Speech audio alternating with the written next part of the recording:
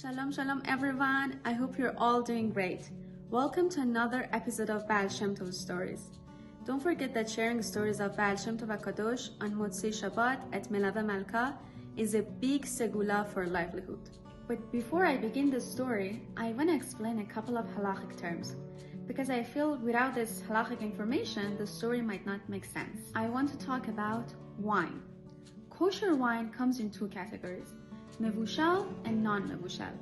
In Hebrew, mevushal means cooked or boiled. When the wine is mevushal, it can be handled by anyone.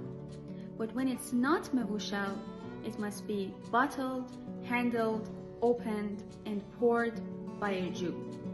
A lot of opinions even say it must be handled by a God-fearing, Shabbat-observant Jew.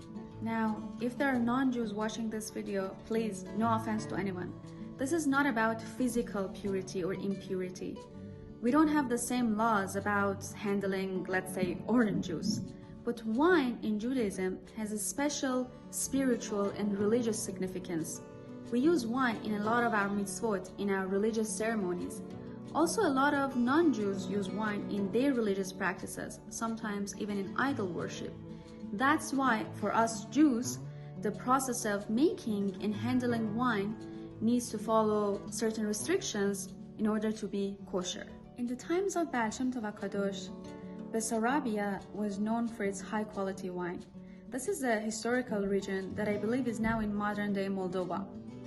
So, one of the Talmidim of Ba'al Shem Tov, Reb David of Michalov, decided to make his Rebbe happy and go to Bessarabia personally and make the most kosher barrel of wine there and bring it to his Rebbe for Pesach. So he went there, even though it was a long journey, but he took it upon himself to do this for Ba'al Shem Tov.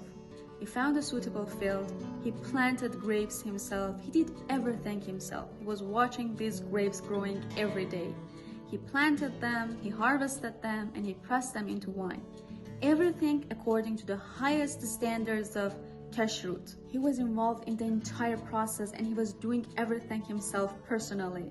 He was thinking with himself, wow, this is going to be the highest kosher wine from the best winemaking region of the world. Ba'al Shem Tov will be very happy to taste this wine. Now, the return trip to Mezhibush was a tough one.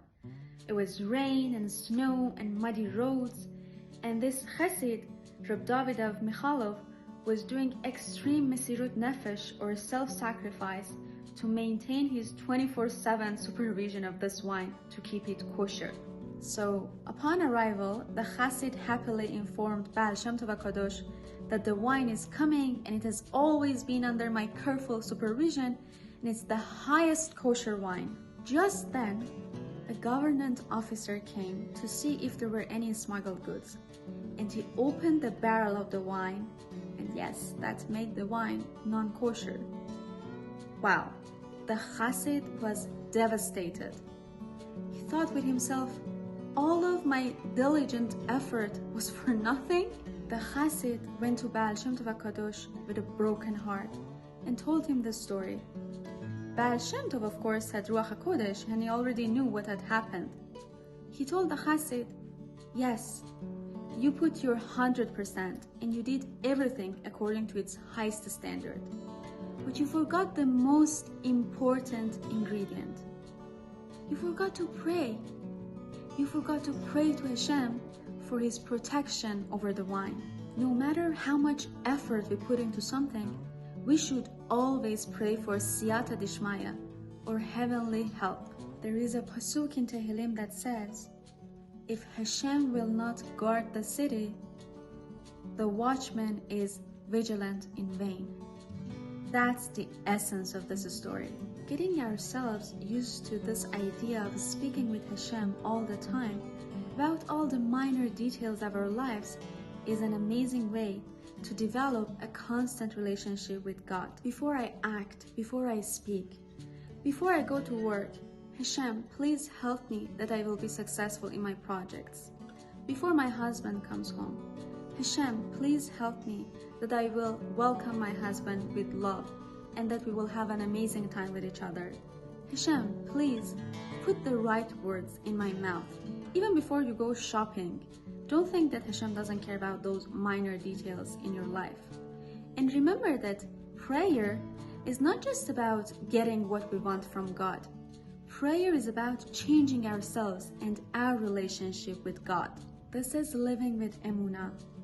This is being constantly conscious that my efforts do not define the outcome. I think it doesn't hurt to end Ba'al Shem Tov's wine story with a glass of wine. And we have some of the best wines here in Israel. I'm going to make a baracha first and then drink. In Judaism, before eating or drinking anything, we make a short blessing to acknowledge that Hashem is the King of the world and the source of nature's bounty and every blessing in this world. Baruch atah Adonai Eloheinu melech haolam boreh pri hagefen.